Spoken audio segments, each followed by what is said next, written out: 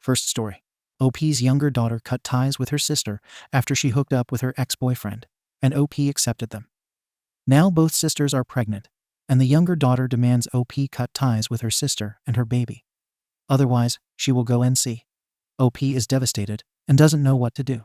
I, 56F, and my husband, Kurt, 59M, have two daughters, Ruth, 32, and June, 30. 8 years ago, Ruth split up with her college boyfriend, Adam, 32.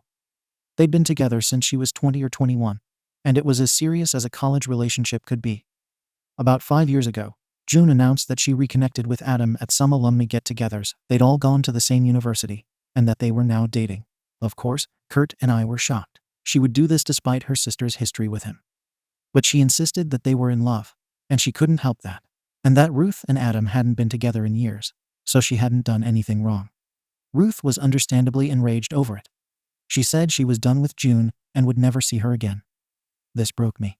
They were so close growing up, and I prayed every day they'd reconcile, but I accepted they're adults who can make their own choices, and we have no say. Kurt and I were also very disappointed with June and told her off many times. But after she proved that there was never any cheating involved while Ruth and Adam were together, things between us settled down. Out of respect for Ruth's feelings, we never brought the girls together again. Ruth and June visit us separately and still aren't on speaking terms after 5 years, but we maintain our relationships. Now, June and Adam are married. Ruth has also moved on with a lovely boy. Coincidentally, both girls are expecting their first child. Ruth's due date is a little earlier. I can't put into words how excited we are to be grandparents and how much we love both of these children. I've been supportive and as involved with both our daughters' pregnancies as they want. However, last week, Ruth dropped a bomb on us. She said that if we ever see June again or her baby, she won't allow us into her child's life. This shattered me. It's kept me up every night. The thought of either of my grandchildren being deprived of loving grandparents is agonizing. I know Ruth was deeply hurt by June's actions, but I don't know if we should be punished just for not cutting our kid off.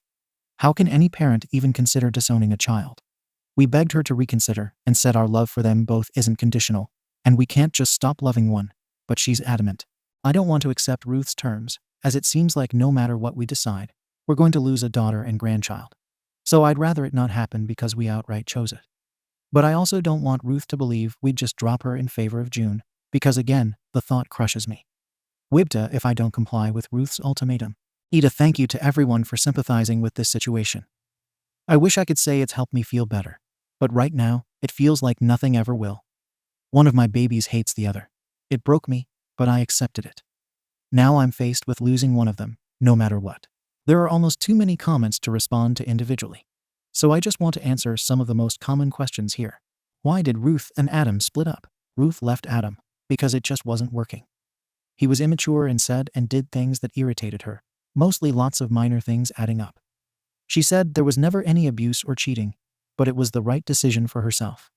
He was a nice enough boy, but he definitely had some growing up to do at the time. I did feel very badly for Ruth because she had invested a good few years into the relationship for someone so young, but I agreed it was the right decision. Did we ever support Ruth? Ruth stayed with us for a few months when it first happened, not just because of this. There were other reasons, and we were there for her and comforted her the whole time. Because she was so angry, we had asked June not to visit until she left. We still talked to her and met a couple of times in public places. We made it known that this hurt her sister, and we were disappointed she didn't think of this. June understood and agreed with us supporting Ruth. She expressed sadness over losing her sister, but we clearly told her it was Ruth's decision to cut her off. Whether one thinks June did nothing wrong or not, it's untrue to say there were never any consequences for this. She's sad to this day that she's lost her sister and knows she has to accept and live with it. Did June ever apologize to Ruth? Both girls have confirmed that June reached out a few times over the years to apologize. No one put her up to it. Ruth didn't forgive her, and she's well within her rights not to. We understand that no one can or should make her accept the apology. Why don't we just cut off Adam? He's June's husband and the father of our second grandchild. They're a package deal now. Once we cut him off, we risk losing June and our grandchild anyway, which is the same as what I'm trying to prevent with Ruth. Some comments say that by letting June stay in our lives after this, I already chose her and asked why I didn't cut her off from the start.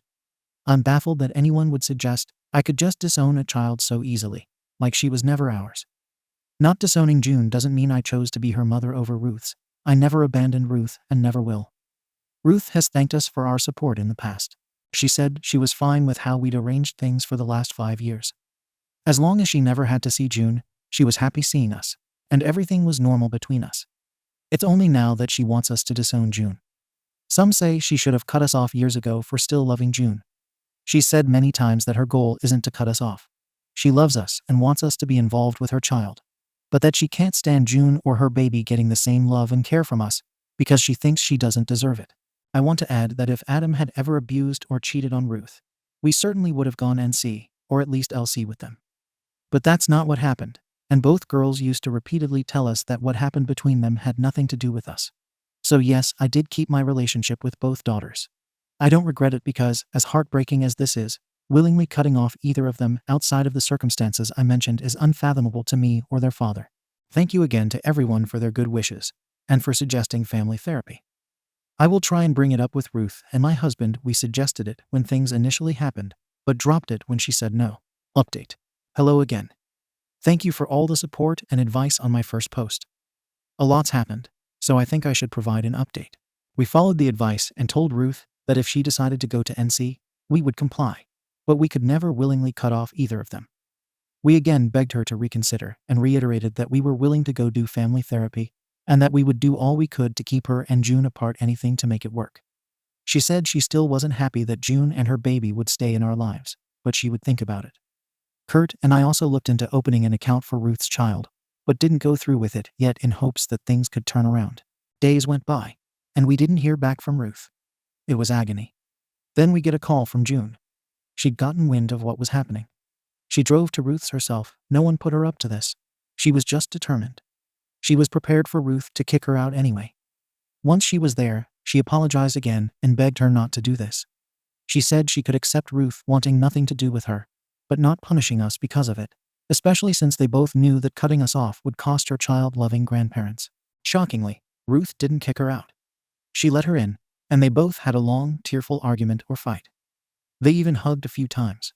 I'm foggy on details, but I suspect pregnancy hormones played a huge role here. I can't tell you how panicked I was hearing this story, because it could have been so risky for them both. They haven't exactly made up, and Ruth didn't forgive June, but she admitted to her that her husband Owen has actually been trying to convince her to go to couples counseling and individual therapy as well. Apparently, since Ruth's pregnancy, some troubling qualities that he was able to manage previously have been exacerbated. She was becoming controlling and paranoid, and he was pleading with her to get help, so they could be in a good place once the baby was born. June's visit was the final straw, and Ruth broke down and agreed. Ruth called us later. She corroborated June's story and accepted our therapy offer. She still has one condition. She wants Owen there if June has to attend any sessions, and she doesn't want Adam present at all. We all agreed. The first session is in a few days. I can barely keep it together, knowing that I'll see both my babies in the same room for the first time in forever. It's been so stressful, but I can finally see the light. I haven't lost my daughters. Kurt and I are going to put everything into keeping our family together. I'm not going to be naive and assume everything will be fine now, but I'm hopeful. I want to thank everyone again for all the comfort and help. To those who sent kind DMs sharing their similar situations, I truly appreciate you. As for those who sent messages calling one or both of my daughters W's and hoping that they lose their unborn babies, I can only hope nothing abhorrent in your lives is driving you to be so miserable as to wish such terrible things on a stranger. Second story. Cheating BIL blames OP's nephew for their divorce, causing his nephew to commit self-harm. He now wants to be there for his son. My 28-year-old nephew 15 is going through some stuff. His parents are divorcing, and in a fit of rage, his father blamed him for the divorce.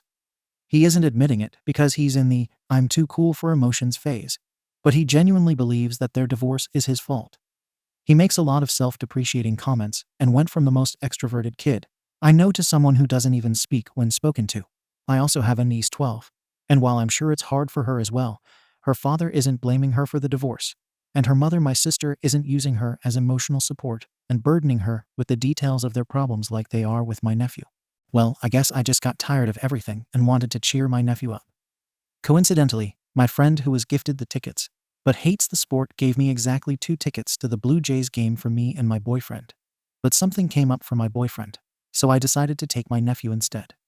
I told my sister beforehand, and when she asked me about my niece, I told her that I'd take her out shopping or to see this movie she desperately wants to watch during the weekend, and she said it was fine. So I picked up my nephew, went to the game, and when we came home, he was much happier than he's been recently. We had loads of fun, even though I don't really know anything about baseball. He called me the best aunt ever, guys, and he has like 4 other aunts. Anyways, I went in to say hi to my niece and sister, and I don't know what happened, but my sister started yelling at me, saying that my niece has been crying the whole time because I'm making my favoritism very clear. I asked her what she was going on about, but she just told me to go talk to my niece. I did, and she told me that she's just jealous of how close we are, and that it's okay if I like her brother more, but she's allowed to be sad. I told her that I love them both equally, and that I'm going to take her out with me during the weekend. But she insisted that it wasn't the same because it's not as expensive. My sister backed her up, and they told my parents, and my mom is threatening to not invite me or my nephew to her wedding because there is nothing she despises more than favoritism. I think everyone is twisting SHT up and honestly overreacting, but maybe it does seem like I'm favoring my nephew. I could have sold the tickets or something and done something with them both. AITA. Everyone seems to think so except me, my nephew, and my brother. Update. I have an update. There was some progress, but I don't know. I'm just feeling kind of SHTTY right now. I took my niece out on Friday like I promised, and told her things a lot of you pointed out, like telling her I love her, and would do anything for her. That technically I didn't pay for the tickets, and more. She told me that she loved me too, and the day ended pretty well. After our time alone, I picked up my nephew, so that I could take them both for the weekend, while my sister got some alone time. My nephew was not in a good mood the entire time. He tried really hard to hide it, but the poor kid looked so done. My niece complained to me many times about how emo her brother is, but I tried explaining to her that he's having a really hard time and people have different ways of coping. She seemingly got it.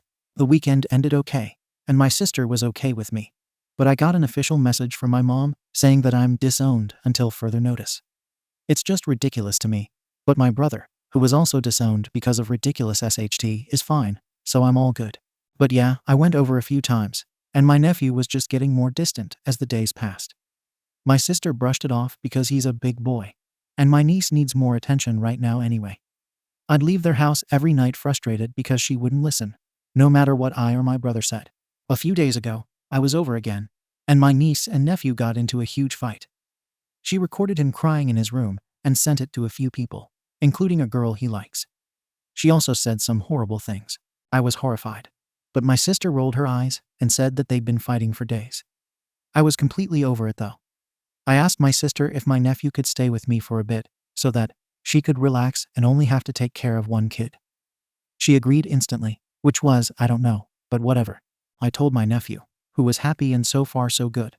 But he's still distant, and nothing like the kid he was only a few months ago. I'm trying my best, but I don't know if I'm doing anything right. I didn't exactly have the greatest mom. It's just bittersweet. Maybe more bitter. I still talk to my niece, but all she does is say things about her brother, which she's clearly repeating from her parents. I don't know how custody or the divorce is going to go, because my sister barely talks to me despite her son. But I know it'll take a while. At least I got him out of there, and he isn't a complete punching bag for now. Thanks guys for being nice. I'm trying my hardest, and it means a lot. Hopefully, things get better. Edit. I'm sorry, but I'm fuming right now. After months of dealing with this bullshit, I just got a text from my sister saying that she's not divorcing her husband. What are the chances it's on the day I made this post? I guess I should have seen it coming since she literally defended her husband yesterday. So I guess I'm the idiot. I'm just so effing pissed, and I can't tell anyone right now because I'm at work. So I'm trying not to lose it and decided to edit this in for my sake. I'm sorry if I don't respond to any more comments or messages, but I'm logging out. I appreciate every comment and reply I get, and I will take everything you guys said and incorporate it. Thank you so much again, and I'll try my hardest to be a good aunt. Please wish me luck, because this is going to be a literal SHT show. Life is just great, isn't it? Final update. I know a lot of you have been wondering about my nephew and how everything's been going. I feel like now's a good time to basically give you all a final update, if anyone wants, since I finally logged back in and noticed that quite a lot of you are still asking. This might be a bit long, so heads up. After I eventually told my nephew about his parents not divorcing, he was completely checked out. He was blank and just stopped talking. I was extremely concerned and would check on him every hour or so during the day because I was terrified that he would try something. This went on for a while, with me or my boyfriend constantly checking on him. We'd also try to spend as much time with him as possible. He didn't say a word during this time. He just became mute. This next bit. I don't know how to type this out. It still hurts to even think about it. Basically, my worst fear came true. Thankfully, my boyfriend found him right on time and was able to stop him. It's a effing miracle, and my hands are still shaking as I type this out, because it is genuinely the worst thing I've ever experienced in my life. I immediately called my sister and told her what happened. I don't know what went through her mind, but she told me she was coming over right away. The second she saw her son, she broke down. My nephew looked so lifeless. It was hard to watch. Her husband showed up a few hours later, demanding that I let him in. When my nephew went to sleep, my sister and Bill asked me what was wrong with him. I basically told them that he hasn't said a word in a long time, and that it's because of them. No sugarcoating. I told them that they failed as parents the second they decided to blame and burden him for their wrongdoings. They bullied him into silence. He's afraid of speaking and saying the wrong thing. I told them that I tried putting him in therapy, and the therapist told me this. He'll sit there for an hour fidgeting with some crayons, but won't talk because of them, and they should feel guilty. I might have also told them that I hope the guilt is eating them alive. But yeah, I then said that he needs serious and more professional help that I cannot give him as someone who isn't his parent, and that they need to step up. They kept crying and saying they were sorry. But I told them to apologize to their son, do something right for once, and get him help. As of right now, my nephew is still staying with me, with visits from his parents. His room door is always open, and we still check on him and spend time with him consistently. My BIL has managed to find a therapist that specializes in my nephew's case, and he's already had a couple appointments. He's a bit more expressive, but I'm not expecting any big changes for a while. As for my niece, according to my sister, she feels incredibly guilty. My nephew doesn't want to see her, and I refuse to force him. My sister and Bill are kind of doing everything I say, so they aren't either. The past few months have been the most difficult months of my life. I'm constantly anxious, and my performance at work has taken a bit of a hit. I also went from being a fun aunt who visits a lot to basically having to take care of a kid full-time. Still, I'm just relieved that my nephew is still here. I miss his smile more and more every day, but I'm optimistic that I'll get to see it again in the coming days. His eyes aren't dull anymore, and he isn't in bed all day. It's progress. I don't know if his relationship with his parents and sister can ever be mended, but he knows that I will always be there for him. My boyfriend too. He knows that he's loved, and hopefully one day he'll know that enough to be able to speak and express himself freely. Please pray for my nephew. I'm not religious, but every thought counts. I appreciate the support, and I never expected to get such a large response from freaking Reddit. If anyone reads this, please be mindful of how your actions affect your children. Also, my nephew's progress from sad to depressed to self-harming was extremely quick, but his recovery will take years. Your words matter, and you have so much effing power over your children that they love you. Don't do this to them. Edit. The dad specifically blamed OP's nephew because he had been cheating on the nephew's mom, and the nephew called BS on excuses. HT, Yukoko Dirichlet. Relevant comment. Nameless other. Information. Do you know why your ex-boyfriend blamed your nephew for the divorce? Were there reasons or just pure lashing out? I'm just worried about scapegoat escalation after this.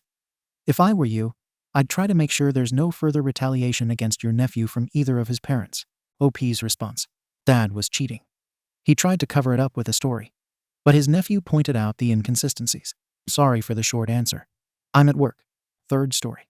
OP lets his brother crash at his at the start of the pandemic. OP's brother then decides to evict him. Medieval-themed chaos ensues. Hi there, really weird one here. But to cut a long story short, my brother moved in with me at the start of lockdown because he was living in hotels for some reason.